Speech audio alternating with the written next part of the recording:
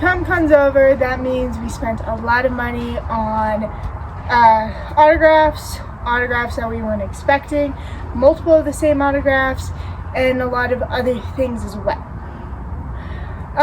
We did get a lot of autographs as well this year. Also, we do this pretty much like every con, where we will get like some signed comic books, and here are they. This is from William Russell, which I'll actually do another video on, so stay tuned for that one, to deeper kind of on the comic books that he did the covers for, and then as well as wrote himself.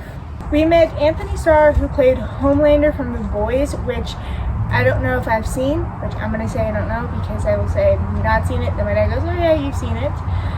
What was really cool about that one is you also got a free 8x10 that my dad got, so this is the one he got. When you pay for the autograph and they don't see you with an item, they will say, oh, here's like an 8x10 like they did with this one, which we'll get to a little later.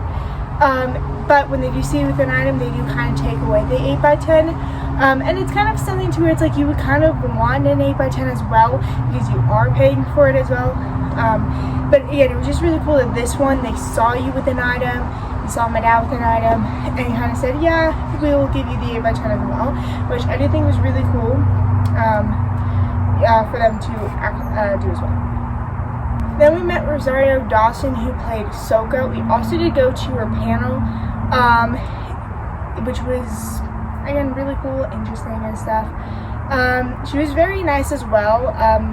The box is not in right at all on the Ahsoka, because if you look here, the little flappy thing on the end is out. I mean, I don't really care. I thought it was fun. Okay. Sure, on this side, Ahsoka, which I also did not know that if you write on the side, it makes the Funko Pop more valuable as signed. Adds just like a little bit more personality to the pop, just adding, something in the drawing and stuff. Okay. Then we met Ella Purnell, who played in Fallout. She played Lucy in the Fallout character. And this one we got signed because they don't have her particular Funko Pop out yet. So my dad just thought this one was the one. This one's like the one that got out from the vault.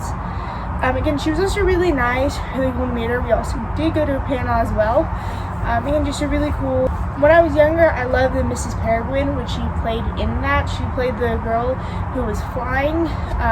Really cool. I did not actually know that before going in with this. I also didn't know that Brie Larson, who plays Captain Marvel, played in Lessons in Chemistry, which is a book that a lot of people love. And I've seen it, and I do really want to read it. I don't know if I need to wait until I'm older to read that one. I'm not quite sure. I didn't get a Brie Larson, signature. Just, a little too much money. But it was really cool because we did go to her panel as well. So we did get to see her. I was also really cool that I got to see her walking out to her little signature spot. I also have to say a lot of people this year definitely were basically having stuff up all around that says like no pictures, because she was one of those people. I don't even think you could get a combo, but some like other people were like that, where you couldn't get pictures, which I do feel like it does, especially with like a big line like that, it does kind of make it go a little bit quicker with the no pictures and stuff. So I think that it was a good thing to do, and you could have still get the picture by the way. Jennifer Hale, who is the voice, who actually voices a character in Rick and Morty, Kyra, which my dad was thinking about that, but he did lean more towards the Goblin Queen, which he loves Phoenix, but for this particular series, he doesn't have. We were meeting and in line for Jennifer Hale. I saw that the dude kind of next to him, or her, was Fred Tatasciore, and he played the teacher, or voiced the teacher in the Bubble Guppies, which I loved as a kid, which is very funny because, I still love Disney. I did grow up on Disney, but when I was younger, I did grow up a little bit more on the Nickelodeon side, like the Nickelodeon Junior and stuff. I did watch a little bit Disney Junior, but I did grow up more on the Nickelodeon side. And because sadly they did not have an 8x10 with the Fred dude with the bubble guppies, which was kind of sad, I did get a Taz instead because I knew Taz and it was kind of something that was kind of cool. I also really like that he actually did the voice of it as well, and he kind of, I just thought that was really cool that he did the voice. I do like the people who kind of, when you meet them, they do the voice of the character that you are meeting, which I did think was very cool. But I was really excited, even though when I did come to my dad, he was kind of annoyed that I came with this one instead of the bubble guppies, but then I told him and he was like, oh, okay. My sister kind of came in and stole my dad's Funko Taz as Scooby, and she got this sign, which again, it's cool, but I mean, one of my dad's Funko Pops, because she also stole another one as well. Anyway, but we have the Taz Fred. Alright.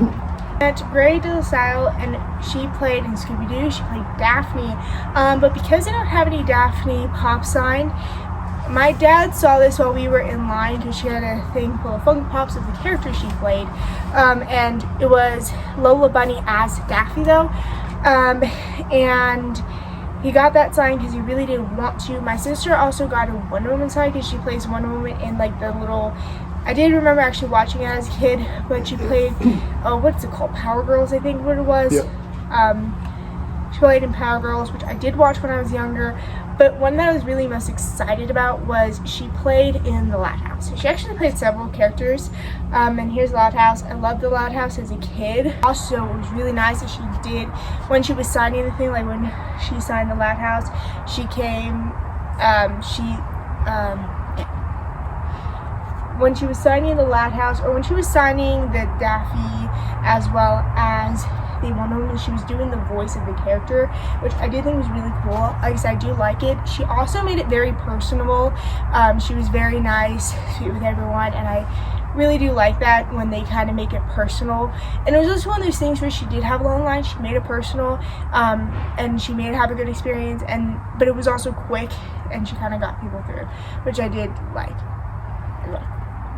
Alright, now we met Keith David.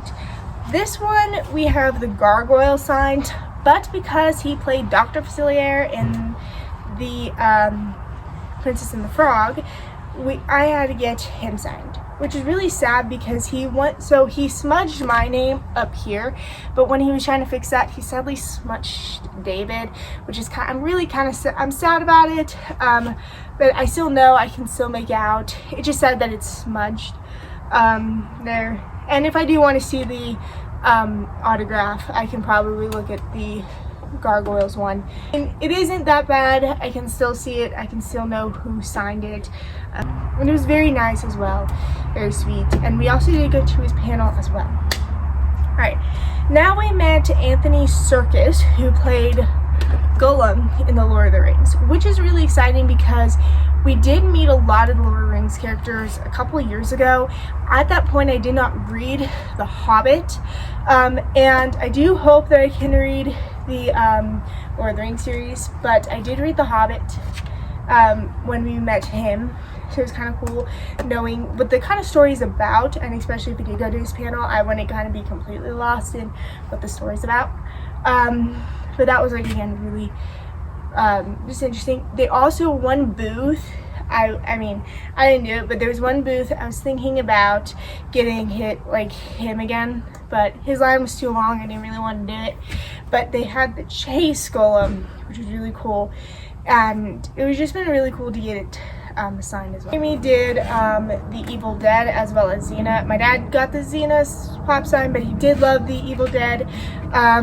But this year we met Eli Roth, who is a horror director. My dad actually got the Borderlanders pop sign. This is actually from the game. They do not have a movie one signed. I do like his signature. His is like actually one of my favorites, where he kind of does it really cool. Cool because his Roth is the devil tail. I do think that's again really cool. But yeah, later this year, and that's why they don't have Funko Pop with it. and hopefully that is what I can see, but he wrote and directed the movie for like the adaptation of the game, but he had to get this one signed because I stole his action figure, and I stole his Thanksgiving action figure. I do think this one is really cool. I also do like how he wrote no leftovers on it, and also really cool one that I actually did go and see of his movies. Also, he was, which I'll also go later in another video as well, a little bit more in depth on kind of like Eli Roth. That sounds weird, but you know what I mean. Where he was actually selling some merchandise that was limited, and then he was also kind of selling some personal as well. So we have like some stickers from the shows, like here's Thanksgiving, and then we have others back there. But then we have a program. This one is a very rare program of the Greats of Roth program. And then we have a Film Festival for Thanksgiving, which is very rare. Really cool. I'm also really excited to be able to display this with my Thanksgiving action figure, which I do think is really cool. I did see some of the masks that were like Thanksgiving kind of pilgrims. I thought that it was like, oh, we're now having a pilgrim be kind of like something you dress up as, like scary wise. I didn't think it was actually from a real movie until I saw that. Alright, and then the last person that we met is actually a double signature, but because we didn't have it on a Funko Pop, we had to get Sean Gunn again. And this one, he plays Kroglin in Guardians of the Galaxy.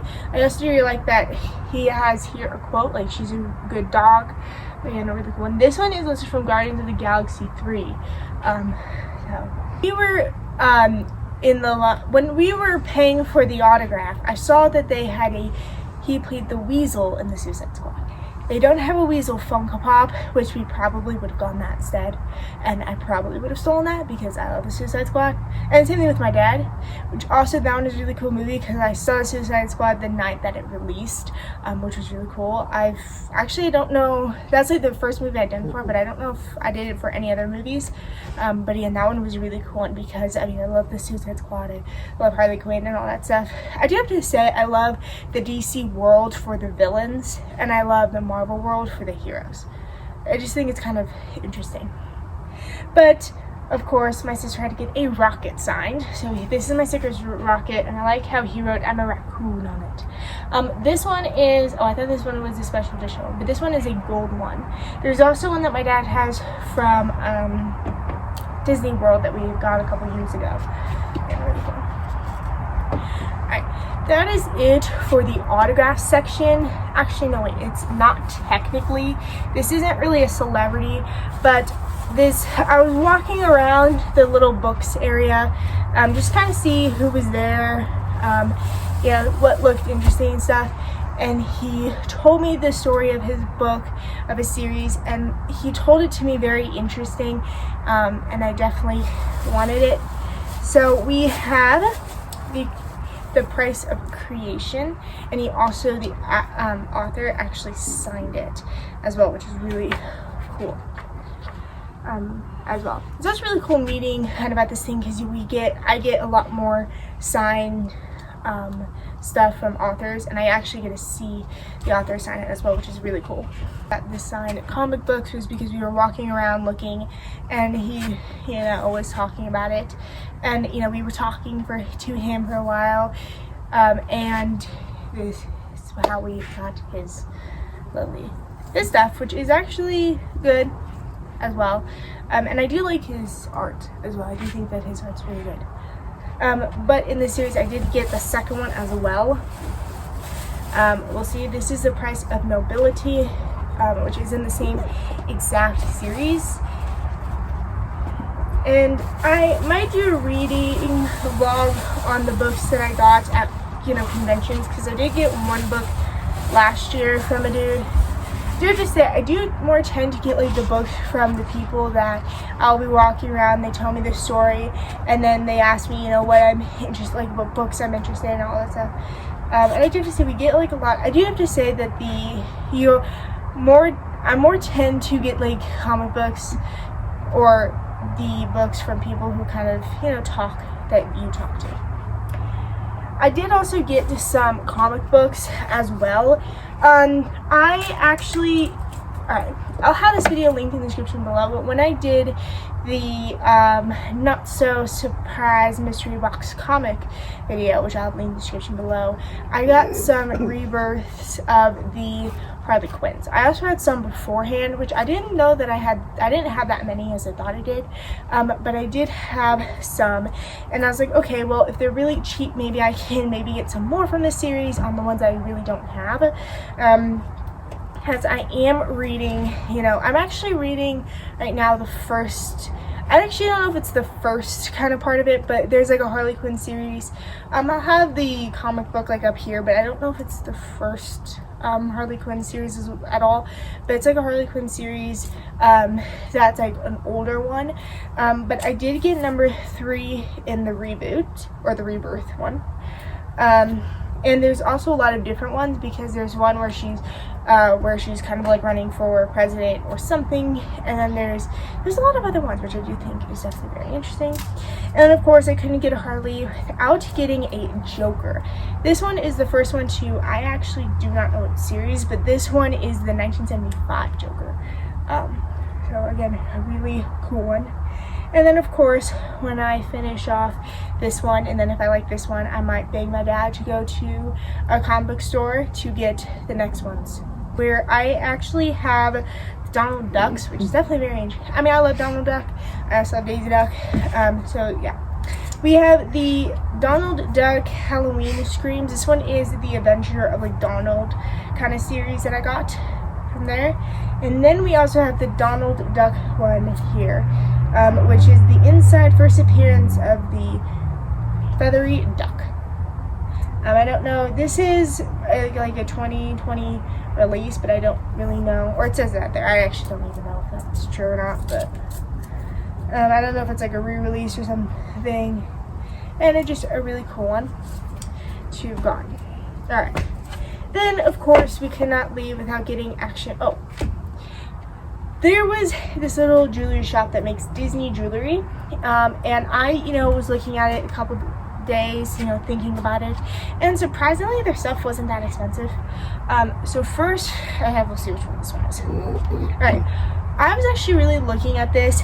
This is a ring that I got, and this is a ring from Beauty and the Beast. It's the Beauty and the Beast ring. If I get the box open, but it's a Beauty and the Beast ring. I'll do a close-up of it, which I do really think it's cool. I will have to say I'll probably wear this because I know it's weird, but I do wear rings more than I wear like actual jewelry. I'm not a jewelry-ish person. But then also my mom got me little studs of earrings of Daisy Duck and Donald, which I thought were really cute. And here they are. Again, I'll do a close-up as well.